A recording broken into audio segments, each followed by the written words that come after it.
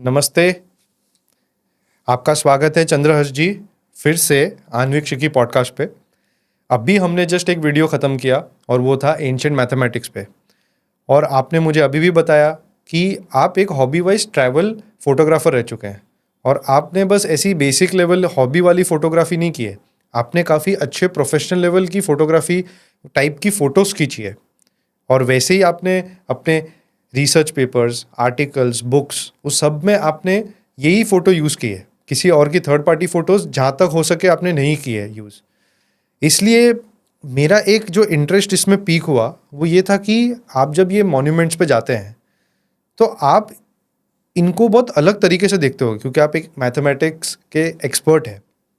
तो आपको ये सारी चीज़ें देखने का नज़रिया भी अलग होगा।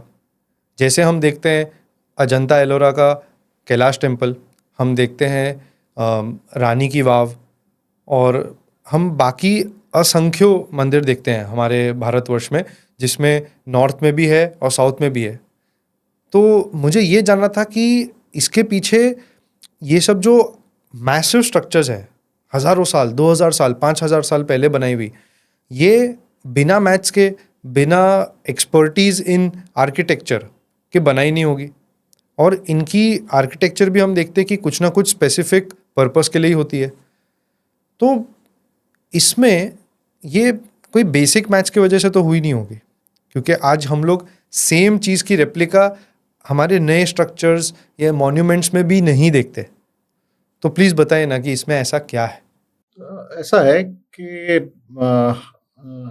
भारत में, स्पेशली दक्षिण भारत में, जो टेम्पल स्ट्रक्चर्स है वो बहुत बड़े मंदिर है। हाँ जी। और बहुत ही ग्रांड और बहुत ही सुंदर और सोफिस्टिकेटेड आर्किटेक्चर है उनका। और काफी सारी अजायबी है उसमें। तो ऐसा ना कि they are like living examples, they are examples और exhibit of ancient Indian mathematics, engineering and technology. जो प्राचीन भारतीय विज्ञान और टेक्नोलॉजी है उसके वो जीते जागते उदाहरण है। हम लोग बोलते हैं सांस्कृतिक और वैज्ञानिक धरोहर है। हाँ जी। अच्छा, तो हम लोग अभी जैसे इंजीनियरिंग में बोलते हैं कि व्हाट इज वन पैरामीटर और sign of a technologically evolved civilisation. Okay. तो it is like standard engineering procedures.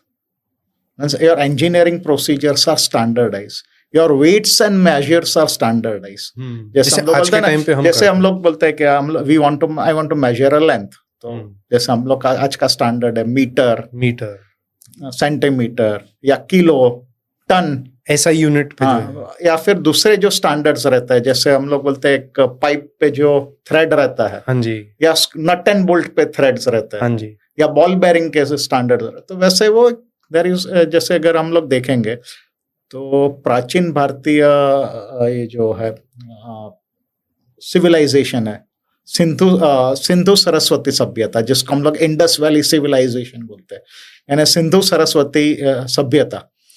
तो हम लोग देखेंगे तो अफगानिस्तान से लेकर ये गंगा तट तक था, और यहाँ पे दक्षिण में गुजरात तक था। जैसे धोलावीरा है, लोथल है, राखीगढ़ी है। तो लेकिन एक यूनिक चीज अगर आप देखोगे, धोलावीरा हो या राखीगढ़ी हो, वहां पे जो आपको ईंटें जो मिली है, हाँ जी, जो घर बनाने के लिए या बांधकाम के लिए जो ईंट, the bricks that are used for construction, they are of standard sizes. अच्छा, इट इज स्टैंडर्डाइज। आप हड़प्पा जाओ, मोहिंजोदड़ो जाओ, राखीगढ़ी जाओ, धोलावीरा जाओ, तो बोलते हैं it is are thousands of kilometres apart, yet their sizes are standardised. Okay. एक इंडस्ट्री या engineering follows some standard procedures और स्टैंडर्ड साइजेस। अच्छा, जो टाइल्स है तो अगर आप देखोगे तो बाथ हाउसेस, यानी जहाँ पे हम लोग हाँ। आजकल के स्पा, जैकुजी, ग्रैंड बाथ। हाँ, तो बात थे, तो उसमें जो टाइल्स यूज किए गए हैं या पेवर्ड ब्लॉक्स बोलते हैं ना, आजकल के रास्ते जो पेवर्ड ब्लॉक्स है, फुटपाथ पे वो आजकल साइज, हाँ, फुटपाथ या रोड, जो टाइल्ड रोड्स है, तो हम्म। उसके जो टाइल्स है they are of standard size. अच्छा, तब से है। Yes. Okay. And that is some 5,000-6,000 years ago. Yes, absolutely. So that was, बोलते हैं ना, सिंधु सरस्वती सभ्यता. हाँ जी। और हम आते हैं अभी वेरुड़, एलोरा को यहाँ मराठी में वेरुड़ कहते हैं, तो we will use that Indian word वेरुड़.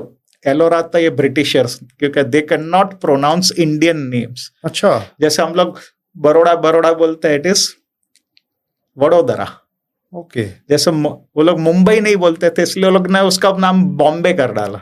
तो ये तो बहुत ही अलग है। जैसे वेरुड़ बेंगलुरु और का एलोरा। बेंगलोर कर दिया, तो जैसे हम लोग वेरुड़ है, यानी एलोरा की गुफाएं है. अच्छा, एलोरा का एक्चुअल नेम वेरुड़ है। अच्छा, ये भी नया चीज मालूम पड़ा। हाँ.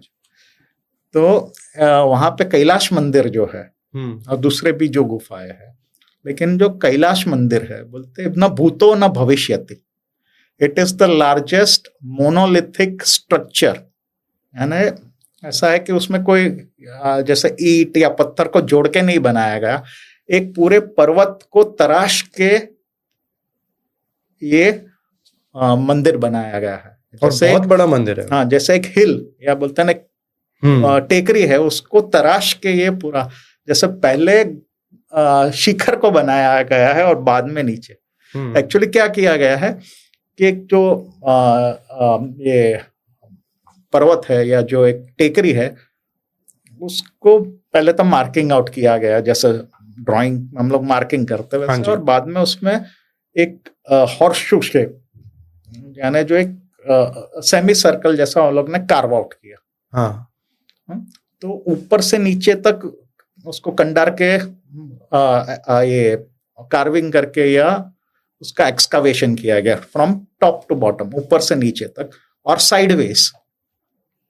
अगर जिन्होंने ये कैलाश मंदिर देखा है, तो उसके मंदिर के आसपास में भी वो लोग ने मूर्तियां, हाँ जी, कंडारी है, मंडप कंडारे है उन्होंने.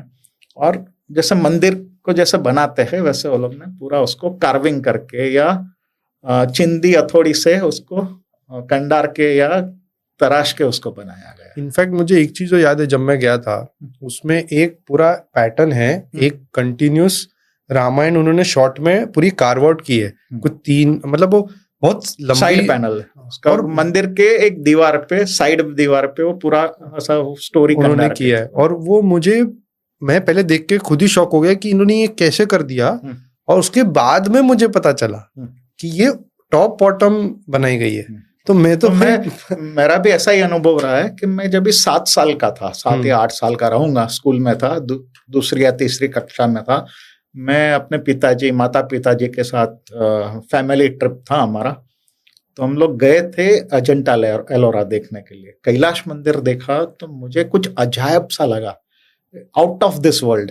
बोलते हैं ना, दिस इज बोलते हैं फैसिनेटिंग वर्ल्ड, फैंटेसी वर्ल्ड लगा. पूरा पत्थर का बनाया हुआ है. यानी बच्चा था मैं, काफी सारी नई चीजें देखता था, लेकिन ये चीज हमेशा मेरे मन में उसका एक असर रहा था. बाद में दोबारा जब भी गया, तभी मैं एक as a scientist, as a design engineer, as a mathematician, as a designer, travel photographer गया था. तभी जब भी देखा तो मेरे एक मित्र जो जियोलॉजिस्ट है, तो उनके साथ गया था. तो उनको ये लावा, जो this is made from a solid basalt rock, यानी लावा पत्थर जो एकदम मजबूत होता है. लावा जब ठंडा होता है, हार्ड या कूल. तो उसका वो सर्वे करने के लिए या उसका स्टडी करने के लिए गए थे. मैं उनके साथ था, मेरे मित्र के साथ. ओके. तो अगर जो लोग अजंता एलोरा देखने जाते हैं, तो वहां पे उसको कला, आर्ट आर्किटेक्ट या हिस्ट्री के हिसाब से देखने जाते हैं. बोलते हैं क्या कला है, क्या उसका ये आर्किटेक्चर है. लेकिन चलो, I look at it from a designers point of view, being a artist also, but I also look at it from engineering point of view. कि आर्किटेक्ट जो बोलते हैं, जो वास्तुकार है, वो तो एक पेपर पे रेखा चित्र बना देगा, अरे आर्किटेक्ट की कल्पना है, लेकिन उसको वास्तविक रूप तो एक स्ट्रक्चरल इंजीनियर और सिविल इंजीनियर देता है। एब्सोल्युटली। स्ट्रक्चरल इंजीनियर उसका वो लोड कैलकुलेशंस करेगा, इतना लोड आएगा, ये फोर्सेस एक्ट होंगे, ये सिविल इंजीनियर उसको पूरा टेक्नोलॉजी या टेक्निक्स या प्रोसीजर्स यूज करके पूरा स्ट्रक्चर खड़ा करते हैं। तो वैसे ही चलो वास्तुकार या शिल्पी ने पहले तो कल्पना की होगी, लेकिन उसको बाद में वास्तविक रूप भी देना है। और वास्तविक रूप के लिए अभी ये पूरा हम लोग को पता है कि एक ही पत्थर में से पूरा उसका कंडारा गया है या उसको तलाशा गया है। शिल्पी की या वास्तुकार की एक भूल, बोलते हैं ना, जिसने चिंदी हथौड़ी से उसका जो है शिल्पकार उसका एक गलत हथौड़ा पड़ा कि पूरा गया। और ये कितने टाइम में बना? हाँ? ये टेम्पल कितने टाइम में बना? ये आज से कुछ 1500 साल पहले बना है। हाँ। और बनाने में तकरीबन कहा जाता है कि 40 साल लगे थे पूरा। 40 साल, मतलब मैं अज्यूम कर रहा कहा हूँ जाता है कि 1,00,000-1.25 टन पत्थर उसमें से निकाला गया है। और आप 40 साल कह रहे हैं बनाने में, हाँ। तो मैं अज्यूम कर रहा हूँ कि जब वो स्टार्ट हुआ होगा बनना, हाँ। तब के जो कारीगर होंगे उनकी 2-3 जनरेशन, हाँ 2 या 3 जनरेशन ऑफ कारीगर, मतलब ऐसा नहीं है कि जो पहले दिन से स्टार्ट किया उसको पता था एंड होने तक कि मैं कैसे बनाऊंगा, क्योंकि बीच में कोई और आया, फिर थर्ड में कोई और आया। तो उसको वो कंटिन्यूटी और वो हिस्ट्री होना। हाँ, यानी बेसिकली बोलते हैं ना, हम लोग बोलते हैं रिकॉर्ड कीपिंग, हाँ, या डिजाइन। एब्सोल्युटली। जैसे एज ए मैकेनिकल इंजीनियर हम लोग वो मशीन का या मशीन कंपोनेंट का या असेंबली के जैसे डिटेल्ड ड्राइंग्स बनाते हैं, उसका डायमेंशनिंग करते हैं। बोलते हैं ना, कल्पना करना और उसको साकार करना, इसमें इंजीनियरिंग का बहुत बड़ा हाथ होता है। ये बहुत इम्पॉसिबल तो यानी बोलते हैं ना, सिर्फ वो कला और ऐसा वो वास्तुकला ऐसा नहीं था। हाँ जी, कला और वास्तुकला और उसके साथ तकनीक, बोलते हैं ना इंजीनियरिंग, टेक्नोलॉजी, इंजीनियरिंग प्रोसीजर्स। यानी कि भाई अभी एक बंदे ने ड्राइंग बनाया, दूसरे ने उसको वर्कशॉप में उसको मेटल को शेप दिया, तो यानी all those engineering standards and procedures were set. Yes, industrial standards जैसे मैंने कहा, नट बोल्ट का, बॉल बेरिंग का, तो वैसे वेट्स एंड मेजर्स और स्टैंडर्ड्स वर सेट। वो भी 1500 साल पहले। क्योंकि मतलब एक कलाकार की कल्पना और उसको साकार करना, यानी उसमें इंजीनियर का बहुत बड़ा योगदान होता है। अगर इंजीनियर ने अगर गलती कर दी या शिल्पकार ने गलती कर दी तो गया। लेकिन ये बोलते हैं ना, सिर्फ वो स्ट्रक्चर खड़ा नहीं करना, हर एक चीज में उसमें बारीक डिजाइन बनाना या बारीक मूर्तियां कंडारना। अच्छा, दूसरी बात ये है कि ये ऐसी जगह में है कि सीलिंग पे भी मूर्तियां है। हाँ। अच्छा, अगर शिल्पी अगर ऐसा देख के उसको तोड़ रहा है या कंडार रहा है या उसके तलाश रहा है, तो रॉक चिप्स या बोलते हैं ना, उसके बारीक कण उसके आंख में भी जा सकते हैं। तो अंधा हो जाएगा, बड़ा पत्थर आया या कुछ गिरा तो अभी कोई अंधा बनना तो नहीं चाहेगा, या ना कोई शिल्पकार उसको भेजेगा मूर्तिकार को के जाके करो ऐसा। तो कुछ ना कुछ डिवाइस है, मशीनरी तो वो लोग ने यूज किया रहेगा उसको तराशने के लिए कि भाई सीलिंग में भी मूर्तियां है। हाँ जी। और ये सिर्फ एक ही टेम्पल थोड़ी ना, कितने टेम्पल्स में ऐसा? हाँ, जैसे यहाँ पे गारापुरी यानी एलिफेंटा में भी है, जिसका नाम गारापुरी है। अच्छा, एलिफेंटा का, वो भी सेम एरा में थोड़े सालों के बाद, 1-2 सेंचुरी से 1-2 सदी के बाद बना है, लेकिन वो सेम वो क्या बोलते हैं, स्कूल ऑफ आर्ट है। तो यानी कुछ तो वो लोग ने डिवाइस या मैकेनिज्म या ऐसा कुछ तो टेक्नोलॉजी यूज किया था कि सीलिंग में भी वो मूर्तिकार मूर्ति बना सके और उसको नुकसान ना हो। अच्छा, जैसे अभी हम लोग देखते हैं हिस्ट्री चैनल है, तो हिस्ट्री चैनल में कभी कभी आता है एंशिएंट एलियन से ऐसा कुछ। हाँ, तो ये कोई एलियन का काम नहीं है, ये अपना प्राचीन भारतीय विज्ञान और टेक्नोलॉजी है। कि हम लोग ऐसे क्यों मान ले कि भाई अपने पूर्वज या अपने our ancestors were not smarter than us. It might be that our ancestors were actually smarter than us. कि वो इतना इंट्रिकेट डिजाइन और उसको साकार भी करना है, और 40 साल लग रहे हैं, शिल्पकार मूर्तिकार चेंज होते हैं, बीमार हो गया, कुछ भी हुआ, तो basically there is continuation of the project and completion of the project. So engineering procedures are there, management procedures are there. Otherwise जो आपने कल्पना की उसको साकार कैसे करोगे? ऐसे ही आके कुछ चिंदी थोड़ा सा ठोकना शुरू नहीं किया है. ऐसा चीज बना दिया जिसमें आपको कंसिस्टेंट मेंटेनेंस करने की भी जरूरत नहीं, क्योंकि इतने साल पुरानी चीज है और आज भी एकदम 1500 year old और अभी भी काफी अच्छी तरीके से 1500 साल पुरानी चीज है.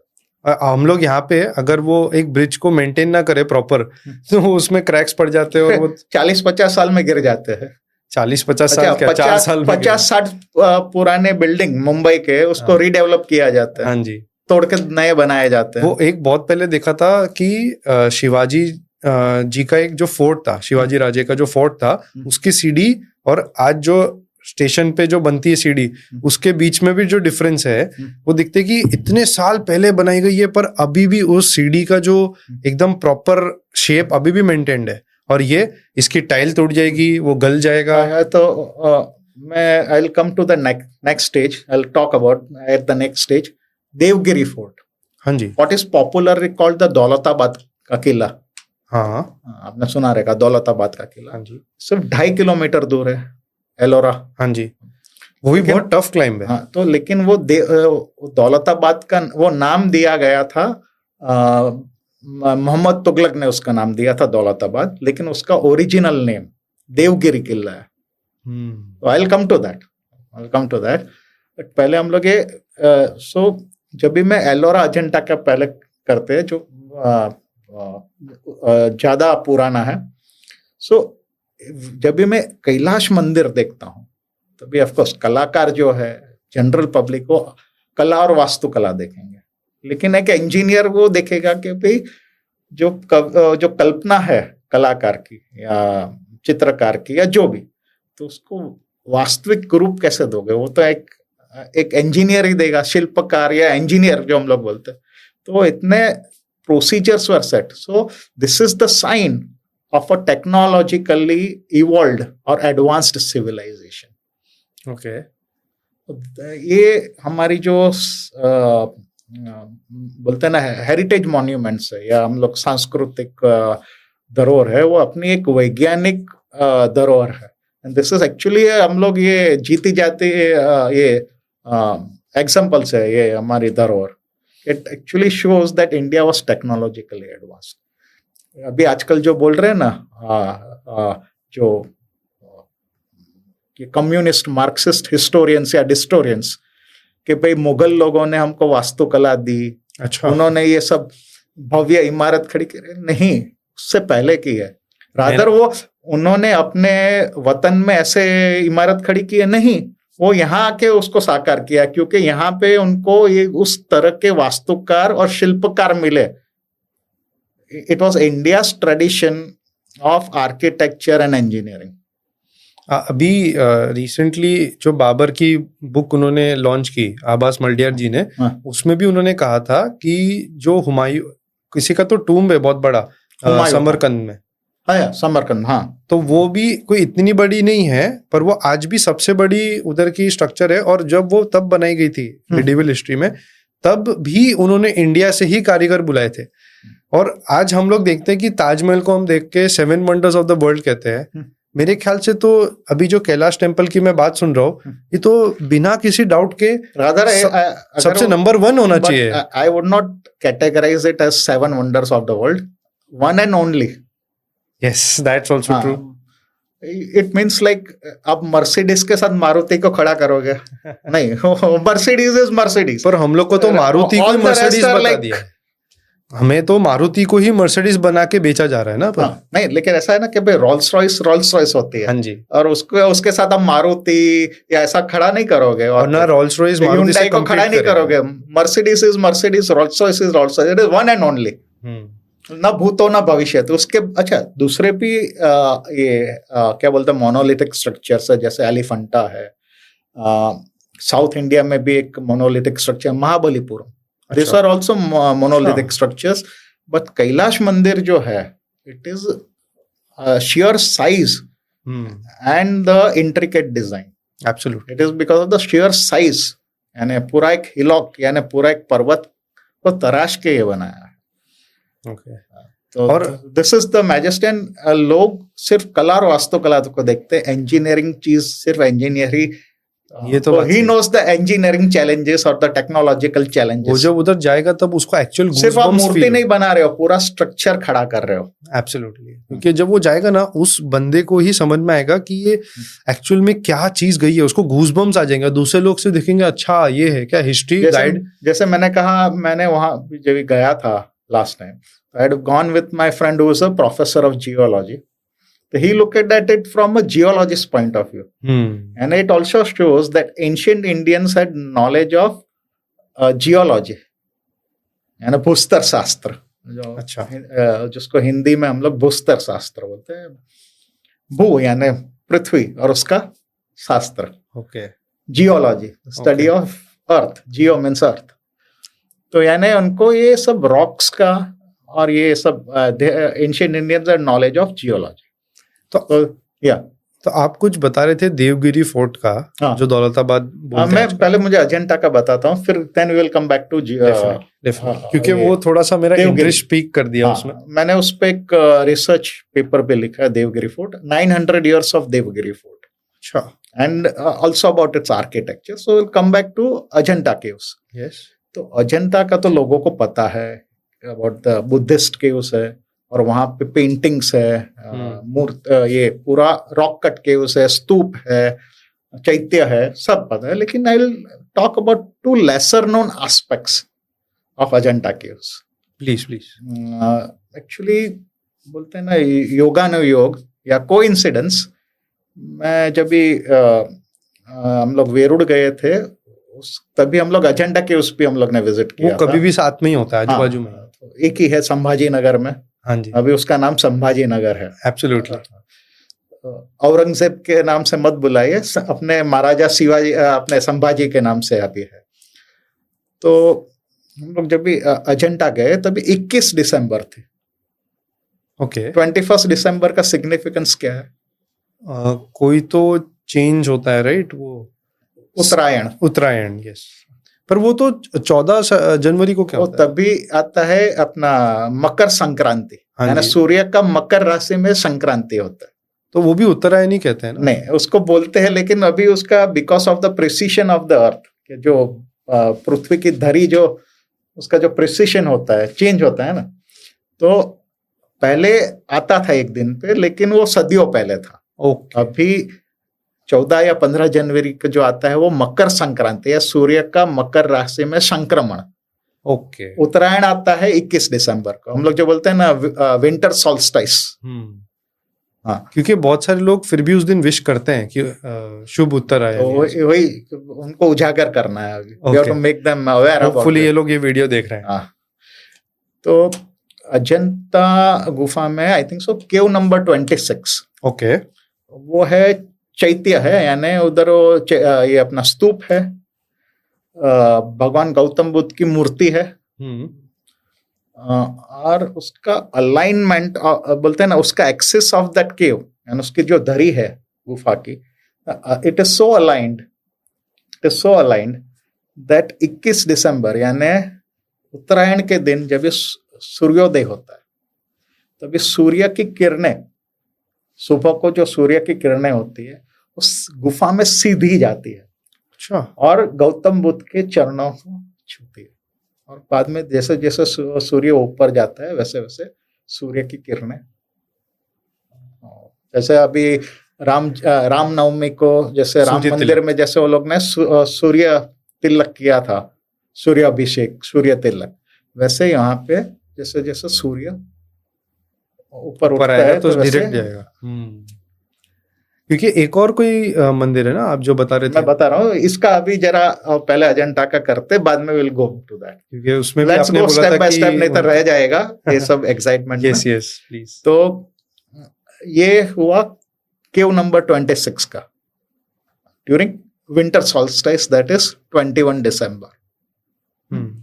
अभी जैसे उत्तरायण है वैसे दक्षिणायन है. हाँ जी. ऑटमनल समर सॉल्स्टिस ये हो गया आपका क्या विंटर अभी विंटर सॉल्स्टिस। बिगिन होने वाला है? वैसे समर सॉल्स्टिस जो अभी गया 21 जून को, हाँ जी, समर सॉल्स्टिस, ओके दक्षिणायन। Okay.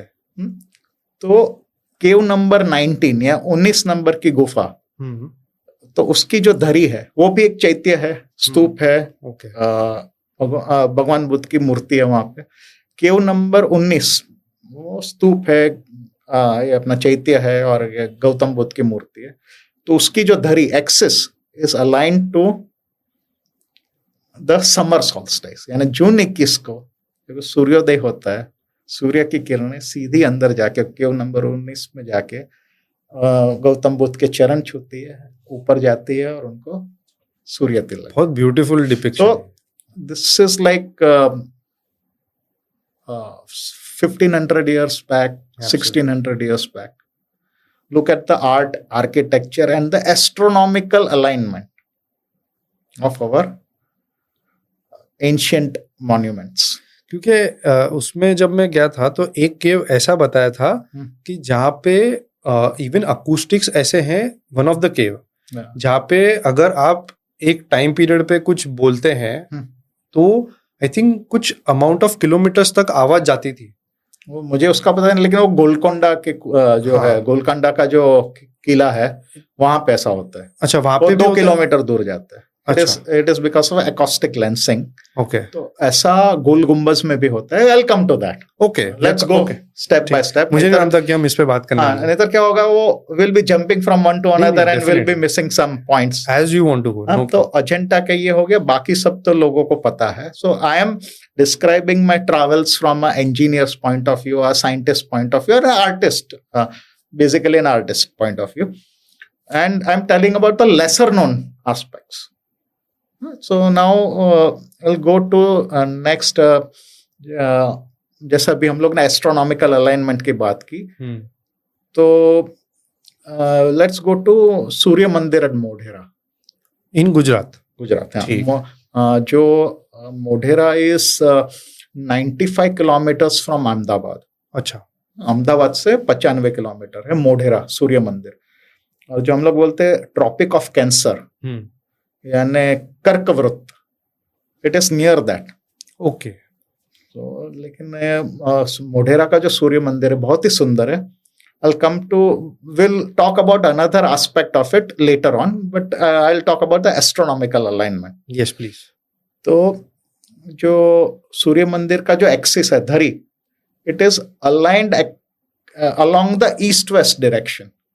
Okay. So if you are like standing on that axis with your compass, you can see it is exact 0 degree east. It is pointing exact 0 degree east. Wow. तो हम लोग जो बोलते हैं equinox, यानी जब भी दिन और रात का ड्यूरेशन, यानी दिन और रात का जो लेंथ है, इट इज सेम 12 hours.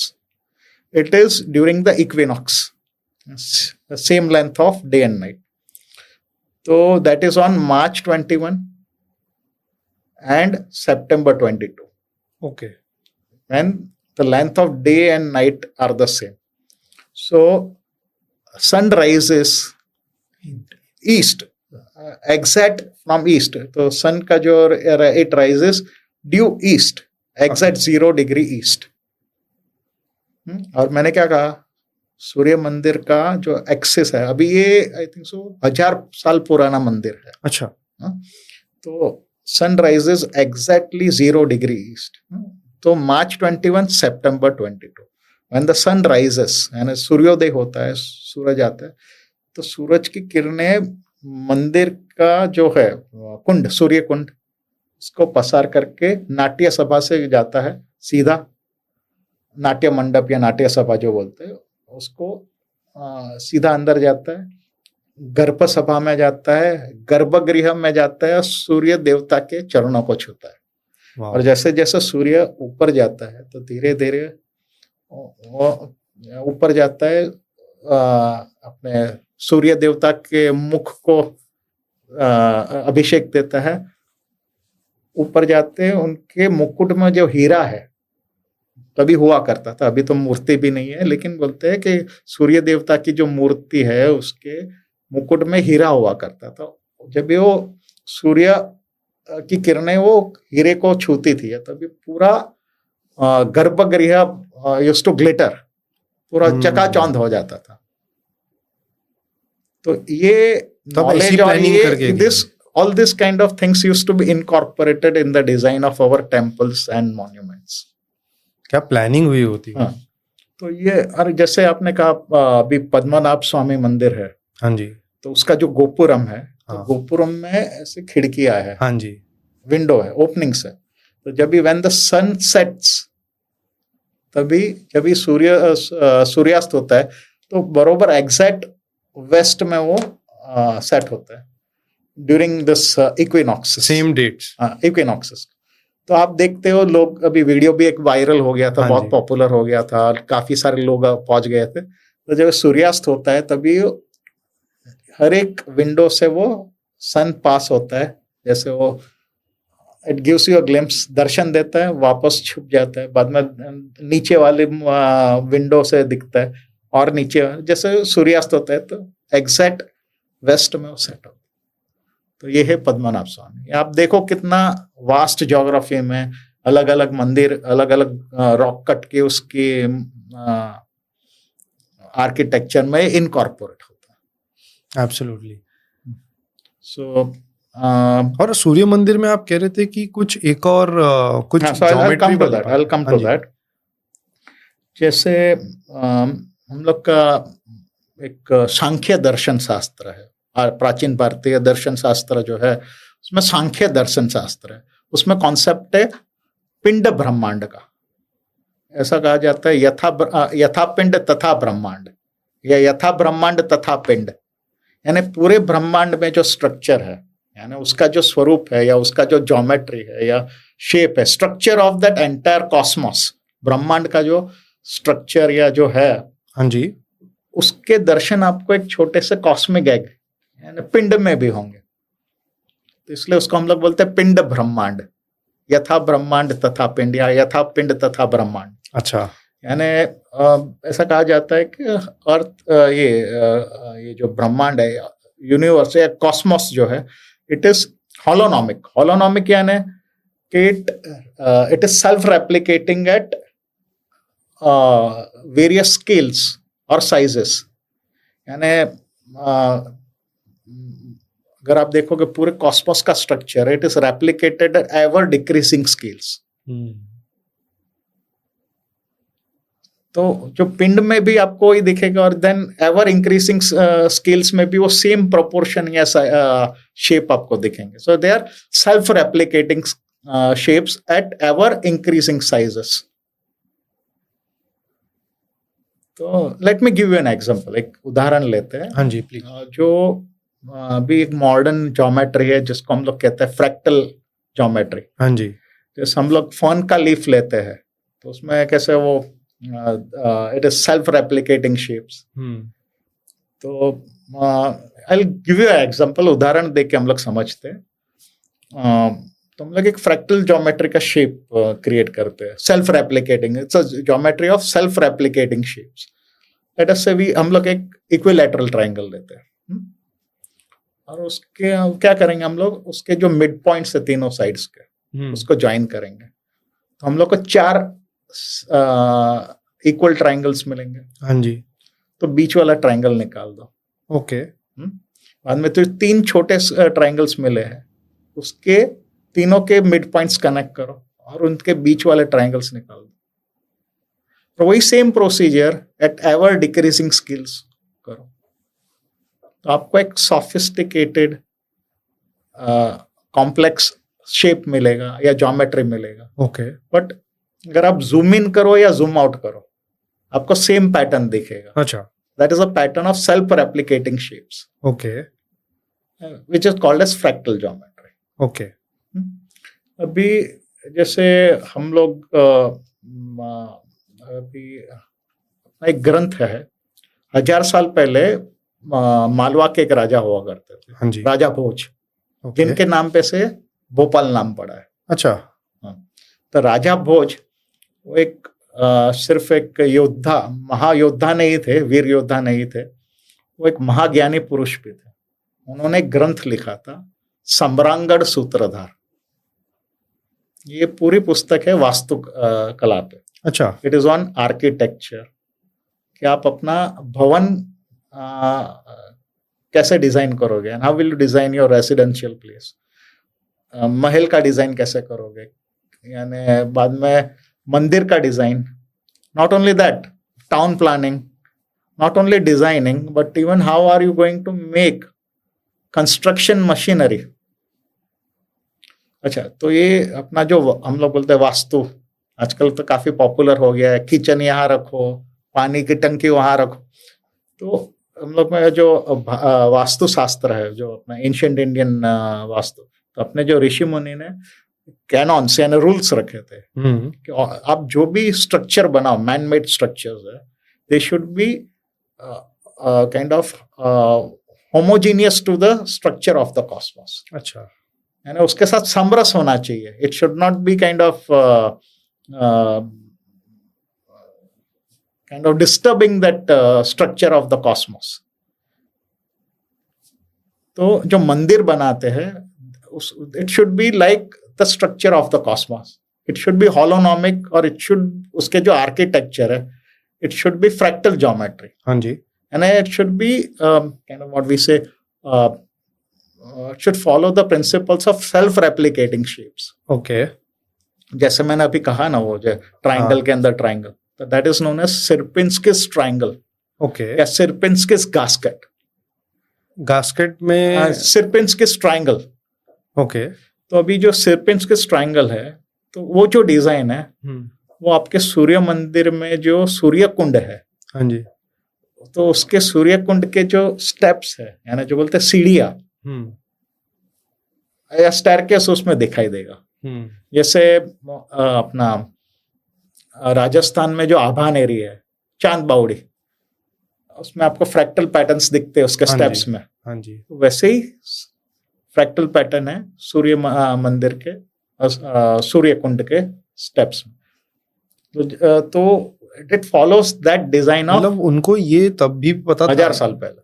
क्या बात है। अच्छा, सिर्फ यही नहीं, कि आपको मैं बोलता हूँ, जैसे दूसरा उदाहरण देता हूँ, तो ये है खजुराहो का कंडारिया महादेव मंदिर, जो 1000 साल पुराना है। ओके। बहुत बड़ा भव्य मंदिर है, बहुत ही सुंदर है। अभी उसकी जो मेन शिखर है, उसके आजू बाजू वैसे ही सिमिलर, यानी उसके जैसे ही डिजाइन वाले छोटे शिखर है। अच्छा। वो छोटे शिखर के आजू बाजू वही डिजाइन के और छोटे शिखर है। The same shape is replicated eight various scales. अभी जैसे मैंने कहा, जैसे ये जो फ्रैक्टल पैटर्न्स है, यानी सिरपिंस्किस ट्रायंगल, या जो हम लोग फॉन लीफ है, या फिर जो हम लोग बोलते हैं बिजली कड़कती है, हाँ जी, लाइटनिंग बोल्ट, हाँ जी, तो वो भी एक फ्रैक्टल पैटर्न है। हाँ, वो भी स्ट्रेट लाइंस में ऐसे आगे। जैसे अब हम लोग ने बर्फ जमाया, अब उसके अंदर देखो, उसके अंदर में फ्रैक्टल पैटर्न्स दिखेंगे। वो भी क्रैक जैसे होता है वो। नहीं, क्रिस्टल्स, उसके जो क्रिस्टल्स है, तो वो भी दे फॉलो फ्रैक्टल पैटर्न, यानी उसका जो कंडेंसेशन या जो होता है फ्रीजिंग, वो भी एक फ्रैक्टल पैटर्न क्रिएट करता है। तो जैसे if you look at the Sierpinski's triangle, तो इट इज लाइक जैगेड, बोलते हैं इट इज ब्रोकन। तो अगर आप ये सूर्य मंदिर का नाट्य सभा देखो, नाट्य मंडप, तो इट इज नॉट लाइक जैसे आजकल के हम लोग बिल्डिंग देखते हैं ना, मैच बॉक्स, रेक्टेंगुलर बॉक्सेस, तो ऐसे रेक्टेंगुलर बॉक्सेस नहीं रहते। अगर आप कोई भी अपने मंदिर देख लो, they are not rectangular boxes, उसका जैगेड स्ट्रक्चर रहता है, यानी स्क्वायर के अंदर स्क्वायर, यानी सोफिस्टिकेटेड शेप्स रहता है। इट्स जैगेड, या बोलते हैं फ्रैक्टलाइजेशन होता है। और एक उदाहरण देता हूं मैं आपको, मुंबई के पास अंबरनाथ स्टेशन है ना, तो अंबरनाथ स्टेशन से थोड़े दूर एक 1000 साल पुराना शिव मंदिर है, अंबरनाथ शिवालय। ओके। वो बहुत ही सुंदर मंदिर है। उसका भी अगर आप देखोगे तो it is jagged outer walls. The outer walls are not like square box और a rectangular box, they are jagged. यानी पैटर्न्स के अंदर पैटर्न्स है। एक स्क्वायर है, उसको रोटेट करके और एक जैकेट। तो आजकल ये अपना भव्य राम मंदिर बन रहा है, हाँ। जो नया बन रहा है, उसके ऊपर उधर भी वैसा ही है। वही पैटर्न फॉलो किया है। ओके। तो that is the they use fractal geometry to create this designs. और ये सेम चीज जो हम लोग ने वो 100 रुपए के नए नोट में आती है रानी की वाव, उसमें भी सेम वो है? अलग है। वो फ्रैक्टल नहीं है, तो वो क्या है? वो बेसिकली इट्स जैसे हम लोग बोलते हैं ना, आजकल बेसमेंट पार्किंग होता है मॉल्स में या बड़े बड़े बिल्डिंग्स में। हाँ जी। तो that is a very simple design ना। हाँ। Monotonous boring design. सिर्फ कार पार्किंग करने के लिए या स्टोरेज या गोडाउन करने के लिए। लेकिन अपने यहाँ स्टेप वेल होते थे। हाँ जी। बोलते हैं ना बावड़ी या वाव, स्टेप वेल यानी जो कुआं है या वाव है, तो उधर तक पहुंचने के लिए, पानी तक पहुंचने के लिए पूरी सीढ़ियां बनाई जाती थी। ओके। और सिर्फ ऐसे सीधी सादी सीढ़ियां नहीं, मंडप हुआ करते थे, यानी शेड हुआ करता था। यानी यू आर क्लाइंबिंग डाउन, हम नीचे उतर रहे और आपके ऊपर ऐसे जैसे बोलते हैं ना शेड है, मंडप, ओके, टेरेसेस। तो जैसे अभी ये रानी की वाव है, तो it is like a inverted structure. जैसे आप ऊपर नहीं चढ़ते हो, नीचे उतर रहे हो। और इट इज 7 स्टोरीड, 7 लेवल्स है। अच्छा। और हर एक फ्लोर पे, हर एक स्टोरी आप नीचे उतर, तो जैसे जहां पे लैंडिंग है वहां पे बहुत सारी सैकड़ों मूर्तियां है। And it is like at every landing you have a art gallery. तो ये एक कुएं के अंदर, और वहां पे 600-700 मूर्तियां है। 600-700 मूर्तियां, इतनी सुंदर मूर्तियां है कि आप माइकल एंजेलो ये सब लोगों को भूल जाओगे। यूरोप में एक वो बोलते हैं ना, एक वो मूर्ति है, लोग बोलते हैं हो कितनी सुंदर मूर्ति है, महामूर्ति है ऐसा। अरे भाई, हमारे यहाँ ऐसी एक ही जगह पे सैकड़ों मूर्तियां है। रानी के तो अपने कैथेड्रल को सजाते थे। हाँ। ये तो एक कुआं है, कुएं को इतना सजा दिया? नहीं, वो सिर्फ कुआं नहीं है। अच्छा। वो शेषशाही विष्णु की का मंदिर है। अच्छा। जब भी आप कुएं पे जाते हो, एंड एट एवरी स्टेज जैसे आप उतरते जा रहे हो, तो आपको जैसे वो ओपनिंग में दिखता है शेषशाही विष्णु की 3 मूर्तियां एट एवरी लेवल। जब भी आप पानी तक पहुंचते हो तभी आपको शेषशाही विष्णु दिखते हैं। अच्छा। तो विष्णु जो शेषशाही विष्णु है, तो क्षीर सागर में वो हाँ, क्षीरोदक्षाय विष्णु। हाँ, तो जैसे वो जो है शेषशाही विष्णु शेषनाग में के वो सैया पे सोए, तो उसका सिग्निफिकेंस क्या था? उसका सिंबॉलिक सिग्निफिकेंस ये था कि पानी है तो जल है, वो जीवन है। जल आपको जीवन देता है, तो उसको कृपा करके उसको दूषित मत करो। और वो सिर्फ एक कुआं या वाव नहीं है, वो मंदिर है, कला संस्कृति की वो धरोहर है। यानी इतनी सुंदर मूर्तियां है कि आप पागल हो जाओगे। तो अगर वो एक मंदिर था तो उसको रानी की वाव क्यों कहते? ऐसा है कि जो अभी मैंने सूर्य मंदिर के बारे में बात की ना, हाँ जी, मोढेरा की सूर्य मंदिर राजा भीमदेव ने बनाया था। हाँ सूर्य मंदिर, हाँ जी, राजा भीमदेव ने बनाया था। कहा और राजा भीमदेव की याद में उनकी रानी ने ये वाव बनाई थी। अच्छा, तो वही मंदिर के उसको रानी की वाव बोलते हैं। तो वही मंदिर में एक कुआं है। हाँ, तो एक ही मंदिर में इतना कुछ साइंस है। वाव। तो यानी रानी की वाव इसलिए क्योंकि वो रानी ने बनाई थी उसके पति की याद में। तो मतलब एक ही मंदिर में आपको समर सॉल्स्टिस ऐसा है कि जब भी when such a huge structure is built, इतना बड़ा स्ट्रक्चर या इतना बड़ा ये कुछ बनता है, hundreds of sculptors and laborers are hired. तो लोगों को एक एम्प्लॉयमेंट मिलता है। सो बोलते हैं ना, freebies are not doled out, they are given employment. So you are actually appreciating and promoting art and artist. Laborers are getting hired, उनको रोजंदारी एम्प्लॉयमेंट मिल रहा है। अनदर थिंग, कि उससे वो एक स्टेप वेल है। एंड ये जो एरिया है जो हम लोग जो बोलते हैं रानी की Vav, Patan, it is the capital of ancient and medieval Gujarat, Anhilwad Patan. Okay. तो वो पाटन में ये वाव है, रानी की वाव। तो लोगों के लिए एक इंफ्रास्ट्रक्चर भी बन गया कि पानी की, बिकॉज इट वाज बिकेम ये सेमी एरिड जोन, तो लोगों को फ्रेश वाटर भी मिलता है। अच्छा, औरतें वहां जाके पानी भरती है, तो एक सोशलाइजिंग भी हो गया, कल्चरल एंड सोशल कॉन्फ्लुएंस भी हो गया। जैसे लोग मिलते हैं तो कल्चरल सोशल एक्सचेंजेस होते हैं, and it's exhibit of our culture, art and religion. वहां पे एक पैनल है तो दशावतार का है। अच्छा। बाद में वहां पे मैंने अभी कहा था ना कि ये चतुर्विंशति केशव नाम के नारायण के 24 स्वरूप है, तो 15 से 16 स्वरूप की वहां पे मूर्तियां है। वहां पे 30 या 32 मूर्तियां हैं नारायण की, और उसमें से 15 या 16 स्वरूप की वहां पे मूर्तियां है रानी की वहां। तो ये and it's most beautiful and most amazing step well. आप सोचो ना, एक अंडरग्राउंड स्ट्रक्चर बना रहे हो, and it's a huge art gallery kind of thing, and it showcase of culture and religion, and it is of practical purpose कि पानी मिलता है। अच्छा, दूसरा, हैज यू गो डाउन, अभी तो चलो मंडप वगैरह टूट गए, बट लेकिन if has you go down because of that water and the draught of air, जैसे जैसे आप नीचे जाओगे आपको शेड तो मिलता है, मंडप है, टेरेसेस है, पेविलियंस है, हाँ जी, तो शेड तो मिलता है, plus the temperature goes down as you go below. अच्छा। सो गर्मी के मौसम में आपको थोड़ा कूलिंग हो जाता है।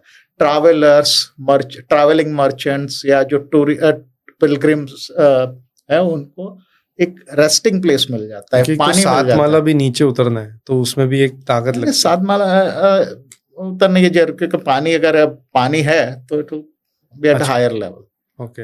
It goes down, you can go deeper. पर मुझे सबसे जो मजेदार बात लगी है ये है कि सूर्य मंदिर में इतनी सारी अलग अलग टाइप की टेक्नोलॉजी और साइंस और मैच लगाई है, क्योंकि आपने एक तरीके से देख लिया कि वो समर सोल्स्टिस वाला एक चीज आ गया, फिर एक आपने देखा कि इक्विनॉक्सिस पे आता है, इक्विनॉक्सिस पे आ गया, फिर एक सूर्य मंदिर में इक्विनॉक्स है, सोल्स्टिस इज एट अजंता। फिर आपने स्पेरसिन्स की ट्रायंगल देख लिया, और फ्रैक्टल ज्योमेट्री देख ली, एंड फ्रैक्टलाइजेशन और जैगेडनेस। एक लेटर से एक स्क्वायर है, दूसरा स्क्वायर मैंने थोड़ा रोटेट करके डाला, तीसरा स्क्वायर और रोटेट करके। So if you see the outer walls of temples, they are not like square rectangular boxes, they are like jagged.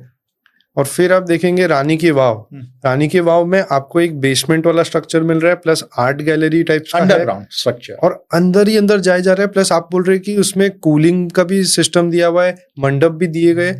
एक ही जगह पे आपको इतनी कुछ चीजें मिल सकती है अपने एंशिएंट भारत। ये मोढेरा अपना ये पाटन में है। This is like 135 kilometres from Ahmedabad के आउटस्कर्ट्स पे एक अडालजनी वाव है। अच्छा। That was built 500 years ago. तो उसमें भी जैसे जैसे आप नीचे जाओगे तो it gets cooler and cooler. अच्छा। सो वहां के जो राजा रानी थी, तो ऐसा नहीं था कि अपने लिए महल बनाते थे। आप देखो कितने महल बचे हैं पूरे भारत में। बात तो 1000-1500 साल पुराने महल है नहीं। राजा अपने लिए इतने भव्य महल नहीं बनाते थे जितने भव्य मंदिर बनाया करते थे। तो सो एज अडालज की वहां में जैसे जैसे हम नीचे जाओगे वैसे वैसे कूलिंग होते जाता है। It is because of the design of the steps. और दूसरा, लोगों को पानी मिल जाता है। अच्छा, कलाकार के लिए भी it is promoting art and artist. और हिस्ट्री बनी है। हाँ, मतलब आज भी हम इतने साल बाद भी उसको देख रहे हैं, तो ये हिस्ट्री है। ये सिर्फ मतलब it is our culture, it is our बोलते हैं ना artistic and cultural heritage. Yes, heritage. So ये एक था। दूसरा, now I will talk about the Brihadeeswara मंदिर। तंजावुर में जो बृहदीश्वर मंदिर। अच्छा।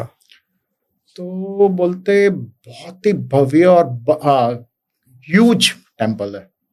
So height of that temple is 216 feet. Wow. 216 feet. So it is taller than your Tower of Pisa. Wow. Okay. It is taller than your Tower of Pisa. अच्छा, ये 1100 साल पुराना मंदिर है.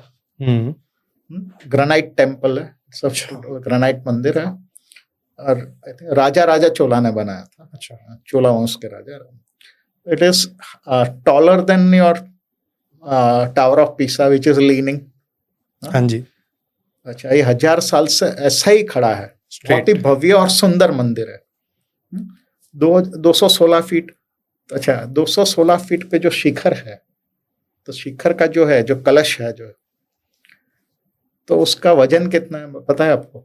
80 टन का ग्रेनाइट का, वो 80 टन का पत्थर है वो. 80,000 किलोग्राम्स. हाँ, 80 टन्स. वाओ.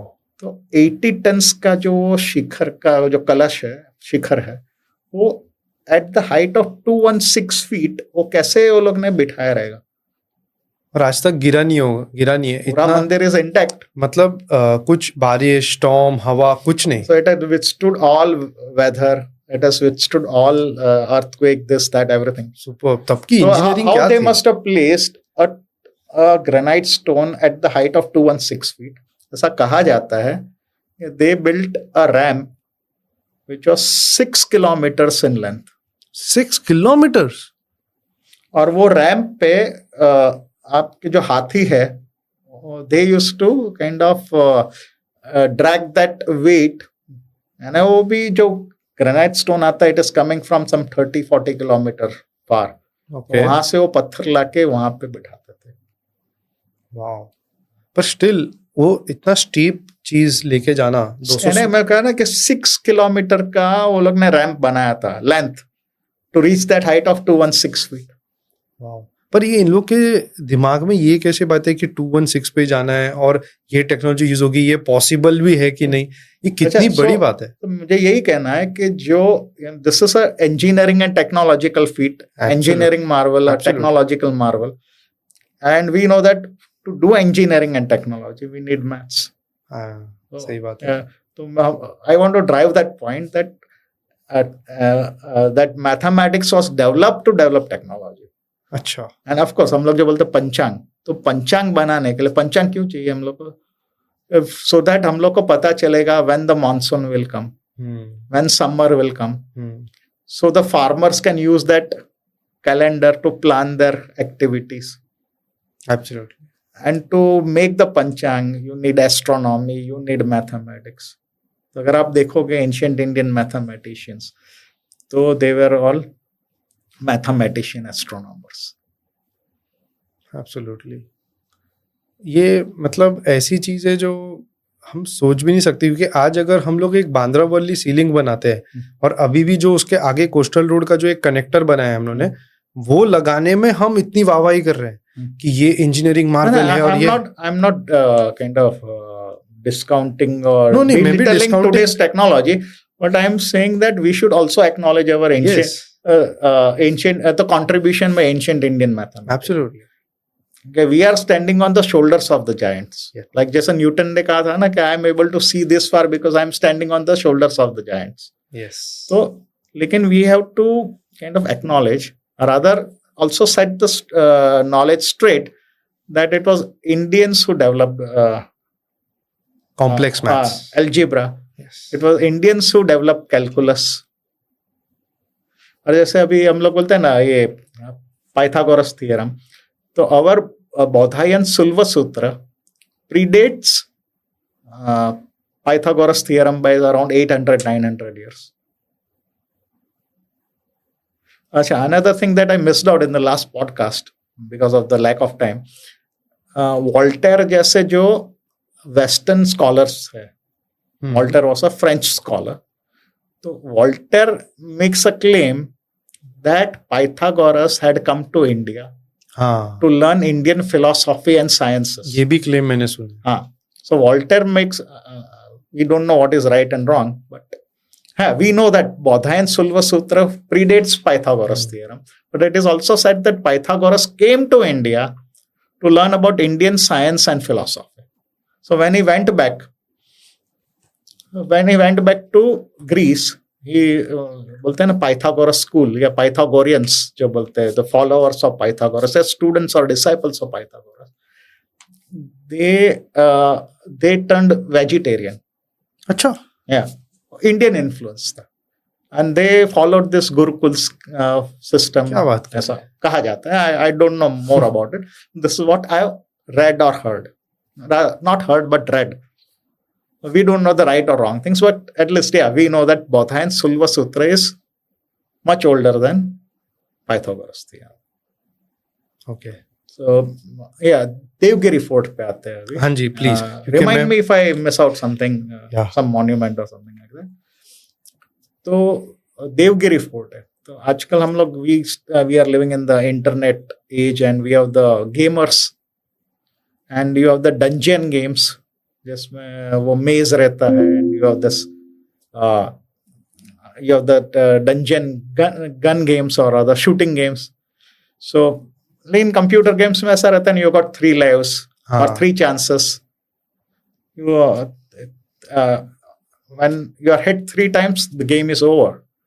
लेकिन जो डंजन गेम्स में क्या रहता है, there are dark alleys, trap doors, गलियां रहेगी, हाँ, कुछ ना कुछ trap doors रहते हैं, या कुछ ना कुछ some dangerous जाल बिछाया, हाँ, या फिर ऐसे अंधेरे गलियारे में there is someone to ambush you, या वो कांटे वाले दरवाजे आके आपको ऐसे मार देंगे. तो ये तो हो गया, चलो बोलते हैं ना, ये मूवीज में या फिर क्या बोलते हैं कंप्यूटर गेम्स में. But this was something real life 800 years back. अच्छा, 850 years. ये फोर्ट में? या this was at Devagiri fort. तो नॉर्थ इंडिया से एक डायनेस्टी आई थी, यादव योद्धा आए थे, तो उन्होंने देवगिरी किला, ओके, अभी उसका नाम देवगिरी क्यों, देवगिरी यानी देवों की ये टेकरी, देवगिरी यानी देवों का पर्वत, देवगिरी पर्वत यानी देवों का पर्वत, क्योंकि आजू बाजू काफी सारे बौद्ध, जैन और हिंदू ये गुफाएं थी और आश्रम थे, या जो योगी थे, साधु थे, इसलिए उसका नाम, जगह का नाम पड़ा देवगिरी. अच्छा, अब ये देवगिरी यादवों ने क्या किया कि पूरे पत्थर पे, यानी उनने तो ये वेरुड़ की गुफाएं देखी थी, ओके, कैलाश मंदिर देखा था, वहां से उन्होंने आइडिया लिया और पूरे पर्वत को कंडार के उसको टेकरी को तोड़ के उसमें पूरा ये गलियारा बनाया, डंजन गेम्स जैसा, रियल लाइफ. अच्छा, हाँ, और पूरा पर्वत को तोड़ के वो लोग ने पूरा किला बनाया. अच्छा, पूरा किला? मुझे तो लगा वो वही ब्रिक्स ला के, पत्थर के ब्रिक्स ला के बनाते हैं, तो आउटर वॉल्स. हाँ, लेकिन जो मेन जो है, जो बोलते हैं ना, it is that fort is invincible. अच्छा, अजय है, क्योंकि उसमें ऐसे गलियारे हैं. एक टूरिज्म का भी देखा है मैंने कि उधर चढ़ना भी बहुत डिफिकल्ट है, इजी नहीं है.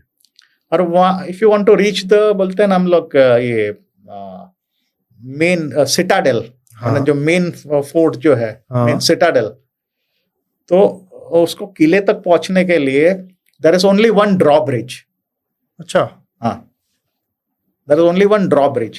वहां पे ऐसा है कि देयर इज ये पूरा ये नाला है, या हम लोग जो बोलते हैं ना मॉट, जैसा मॉट ऑफ वाटर, और वो मॉट ऑफ वाटर में स्नेक्स है, ये मगरमच्छ है यानी क्रोकोडाइल्स है, और उसके ऊपर एक ड्रॉब्रिज है. So if you want to reach that fort, you have to cross that bridge. और ये लोग क्या करते थे, जो किले वाले उसको ड्रॉब्रिज को तरफ खींच लेते थे, यानी you can't cross, so we are safe in that fort. क्या बात है. तो ये आइडिया वो लोग ने ये रॉकेट के उससे लिया. अच्छा, दूसरा जो, अगर आप देखोगे देवगिरी किले को, उसका सिटाडेल को, मेन जो है, तो उसको एक बोलते हैं ना, एक पिरामिड का शेप दिया है.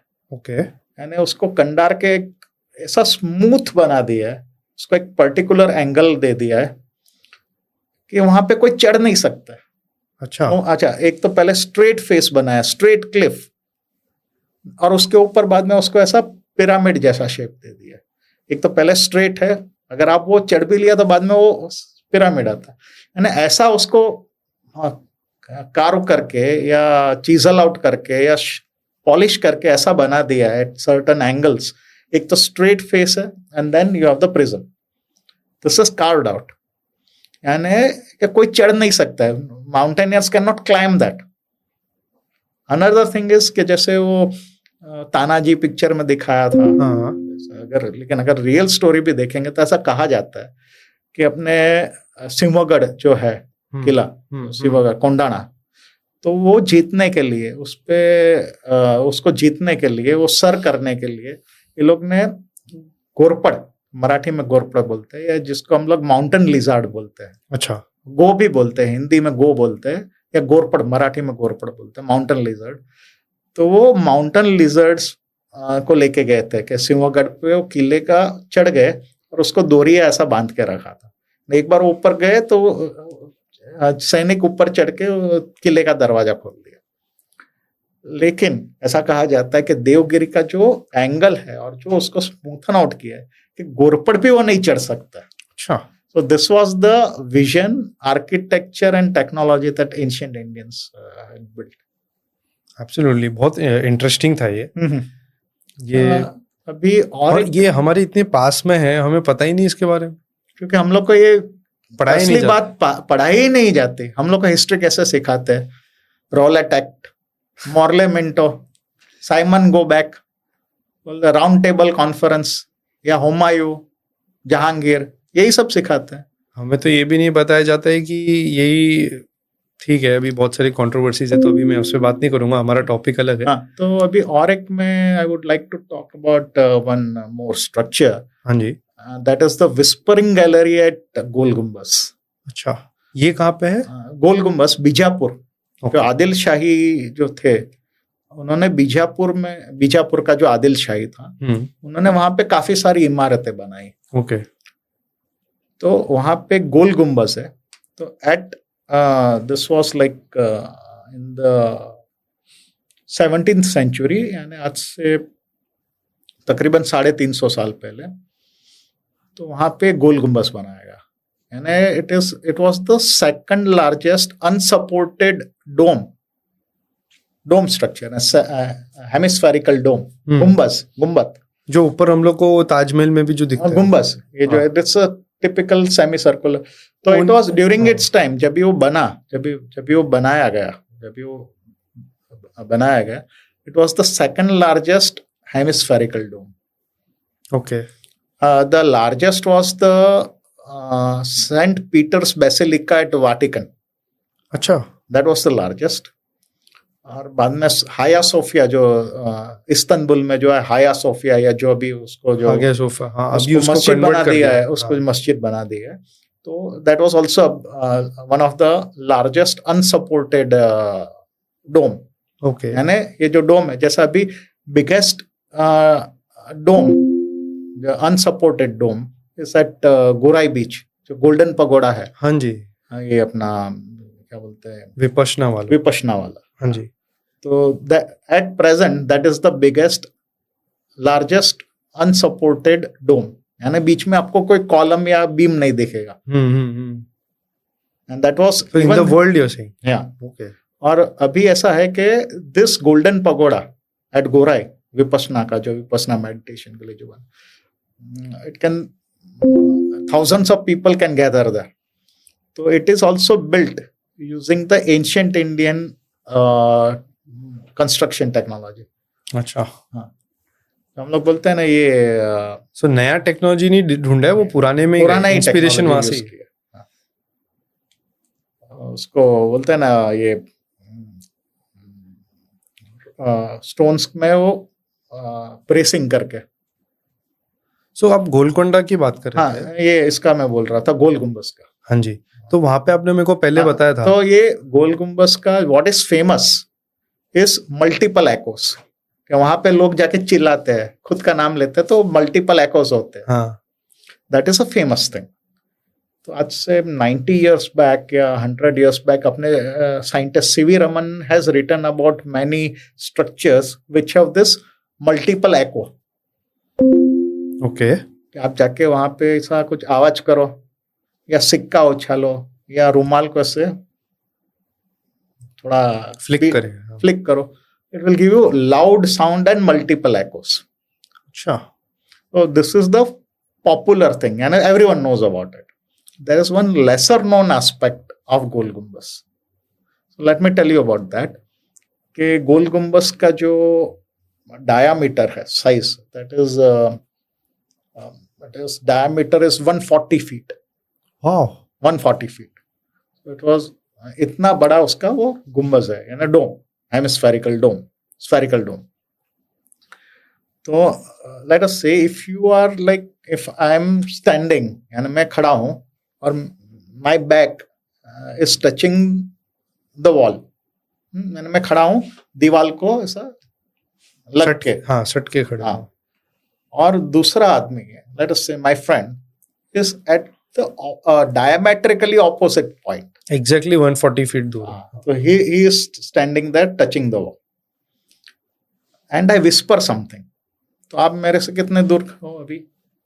Let us मैं say, तो अभी 40 इंच हूँ। या 10 फीट। Let us say अगर जो 12-15 फीट मेरे से दूर खड़ा है and I'm whispering something very low voice, low volume, बहुत ही धीरे से, धीमे से मैं कुछ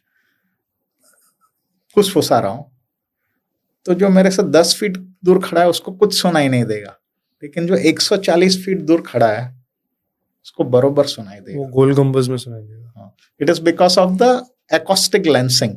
जैसे हम लोग लेंसेस यूज करके, हम लोग बोलते हैं बिलोरी कांच जो गुजराती में बोलते हैं, या फिर मैग्नीफाइंग लेंस, या जिसको हम लोग we use that to focus sun rays and burn something. बचपन में बच्चे वो एक्सपेरिमेंट करे, चलो मैंने कागज को जला दिया, बलून फूट जाते हैं। हाँ, बलून, तो you are like focusing sun rays. तो यहाँ पे ऐसा क्या होता है, when you are speaking, your sound waves, जो हम लोग के जो है sound waves, they are getting dispersed, divergent, लेकिन उसका जो हैवी स्फेरिकल शेप ऐसा है कि उसको कन्वर्ज करेगा एट अ रिस्पेक्टिव या करस्पॉन्डिंग फोकल पॉइंट। अच्छा, so both the friends they are standing at corresponding focal points. क्या बात। तो ऐसे यूरोप में ऐसे ये जो डिप्लोमेट्स क्या करते थे, डिप्लोमेट्स का मीटिंग होता था, तो they used to have elliptical halls. Okay. तो if you are at one of the focal point, we know ellipse, तो उसके 2 फोकल पॉइंट रहते हैं। तो you are at one of the focal points and you someone else is at the another focal point. तो ये जो बोलेगा उसको सुनाई देगा, वो बोलेगा इसको सुनाई देगा, because they are at the focal points.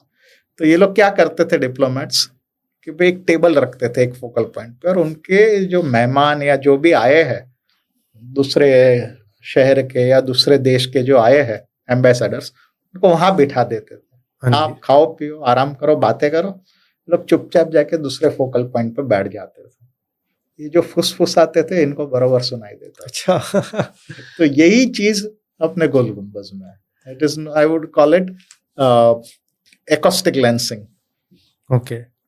So maybe the construction material was such that it reflects, it does not absorb.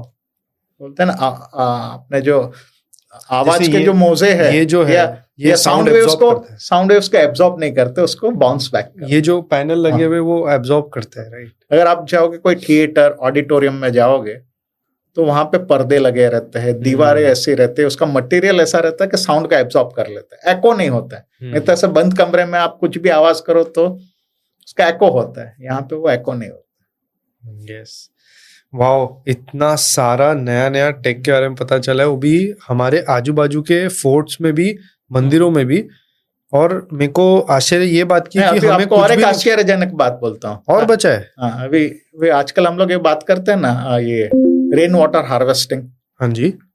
तो is it a modern thing और एंशिएंट थिंग? नहीं, पुराना है, क्योंकि राजस्थान में तो इतने टाइम से हो ही रहा है। अभी आपको, हम लोग मुंबई में है, मुंबईकर है। हाँ जी, पक्के मुंबईकर है। हाँ, यहाँ से कान्हेरी गुफाएं नजदीक है। हाँ, संजय गांधी नेशनल पार्क में। तो वहां पे 103 जितनी गुफाएं हैं। हाँ जी। और बहुत सारी गुफा में उसके अंडरग्राउंड वाटर टैंक है। तो that those things are built for rainwater harvesting. वाह. And rainwater harvesting is a very ancient concept in India. बोलते हैं कि ये हम लोग बोलते हैं सिंधु सभ्यता जो है, सिंधु सरस्वती सभ्यता, वो लुप्त इसलिए हो गई क्योंकि रिवर्स चेंज देयर कोर्स. हाँ जी. नहीं, ऐसा कहा जाता है according to the latest research और latest analysis it is said that the rivers, जो नदियों ने अपना जो प्रवाह यानी उनका जो दिशा चेंज कर दी, उनका जो रूट चेंज किया, उसके बाद और उसके बावजूद भी ये सिंधु सरस्वती सभ्यता का प्रोग्रेस हुआ because they had learned water conservation. अगर आप धूलावीरा देख लो तो उसमें शहर के बाहर, गांव के बाहर वाटर टैंक्स है, वो ओवरफ्लो, यानी शहर में जो वाटर टैंक है अगर बारिश से उसका पानी ओवरफ्लो हुआ तो दूसरे टैंक में जाएगा, उसके बाद तीसरे टैंक में, यानी so that you can have water and through out the year. और उनको ये कुछ कुछ टेक्निक्स भी आती थी ना, जहाँ से अंडरग्राउंड वाटर कहाँ है उन्हें पता चलता था बिना टेक्नोलॉजी के. और ये जो लोथल है जो है, तो लोथल बोलते 6000 साल पुराना सिंथेटिक पोर्ट है, and it's a man made port, it's not a natural port. Okay. तो उसमें भी लॉक बोलते हैं ना, जो मतलब ड्राई डॉक्स, अगर आप कोई भी डॉक एरिया में जाओगे, डॉक यार्ड में जाओगे जहाँ पे शिप बिल्डिंग होता है, तो यू हैव ड्राई डॉक्स. ऐसा एरिया है जहाँ पे आप वो शिप वगैरह बिल्ट करोगे, जहाज को बनाओगे, और बाद में जब ये भरती या ओट आती है तो उसके दरवाजे खोल के वो पानी को अंदर आने देते हो ताकि वो नाव या जहाज बाहर जा सके. क्या बात है.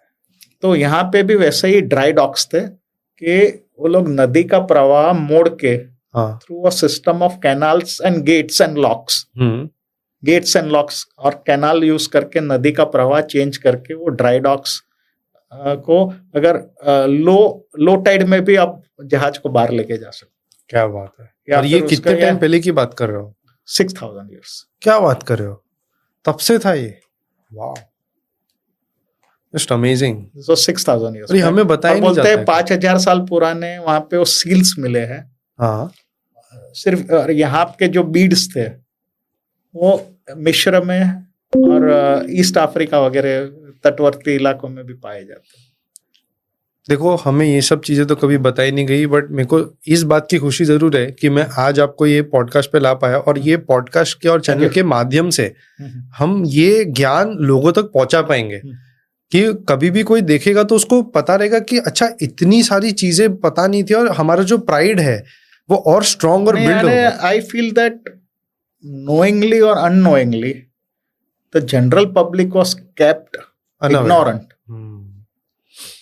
हम लोग को लगता है हम लोग पढ़े लिखे हैं, वी आर अवेयर, हमने दुनिया देखी है, दुनिया के बाद, लेकिन नहीं, we were may be knowingly और अननोइंगली केप्ट इग्नोरेंट.